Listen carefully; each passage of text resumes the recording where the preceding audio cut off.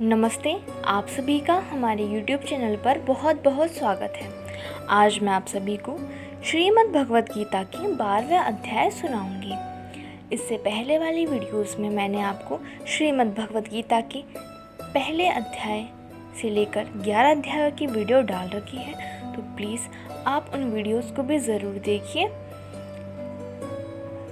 और यदि आप हमारे चैनल पर नए हैं तो प्लीज़ आप हमारे चैनल को सब्सक्राइब भी ज़रूर कर लीजिए और बेल आइकन भी ज़रूर दबा लीजिए ताकि आगे आने वाली वीडियोस की नोटिफिकेशन आपको मिलती रहे।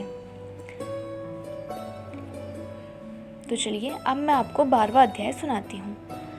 अर्जुन ने पूछा, इस प्रकार जो भक्त सदैव योग युक्त होकर आपकी उपासना करते हैं और जो व्यक्ति परब्रह्म को भजते हैं, इन दोनों में कौन सा श्रेष्ठ योगी है?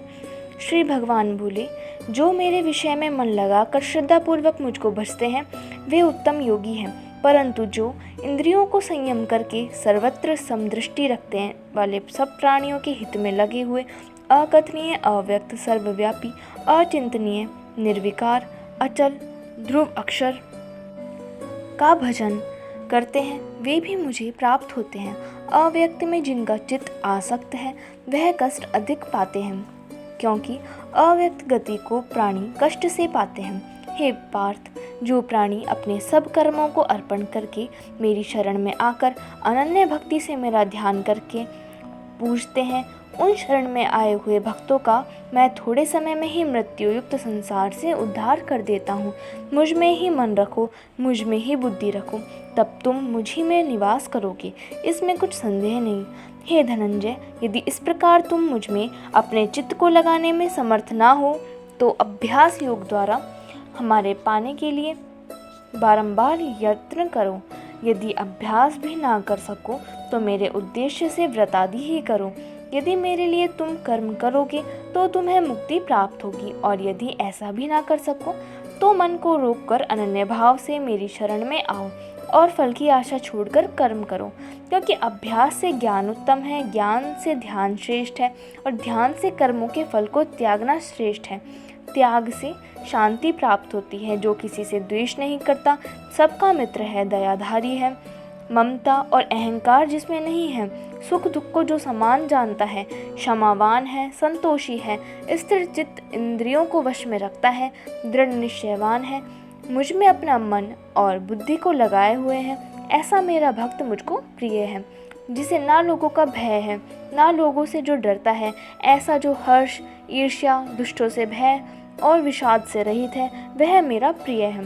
जो कुछ मिले उसी में संतुष्ट, पवित्र, निष्पक्ष, निष्पाप, दुख रहित, फल की आशा त्याग कर कर्म करने वाला, ऐसा जो मेरा भक्त है वह मुझे प्रिय है।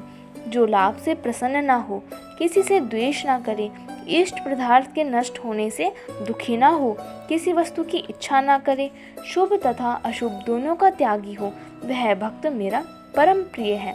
जिसको शत्रु और मित्र, मान और अपमान, सर्दी और गर्मी, सुख और दुख समान है, और जो वासना से रहित है, जो निंदा और स्तुति को समान जानता है, जितना जो मिले उसी पर संतोषी, जो यह नहीं समझता कि यह मेरा घर है, जो मेहमान है वह मेरा प्यारा है, पर जो मुझ में श्रद्धा करके और मुझे मानकर इस अमृत के समान कल्याणकारक धर्म का आचरण मेरे उपदेशानुसार करते हैं, वे मुझको अत्यंत प्रिय हैं। इति श्रीमद्भगवद्गीता सुपनिषद सुब्रह्म विद्या योग शास्त्रे श्री कृष्ण अर्जुन संवादे भक्ति योगो नाम 12वां अध्याय समाप्त। अब मैं आपको 12वें अध्याय का महात्म्य सुनाती हूँ। श्री भगवान बोले, हे लक्ष्मी, अब 12वें अध्याय का महात्म्य सुनो। दक्षिण देश में सुखानंद नामक राजा रहता था। उसके राज्य में एक मंदिर में एक ब्राह्मण भगवान नारायण की सेवा करता था। एक दिन भगवान जी प्रसन्न हुए। श्री नारायण जी गरुड़ पर सवार होकर आए और कहा, तेरी क्या कामना है? हे ब्राह्मण, गीता के 12वें अध्याय का पाठ करो, तब उद्धार होगा।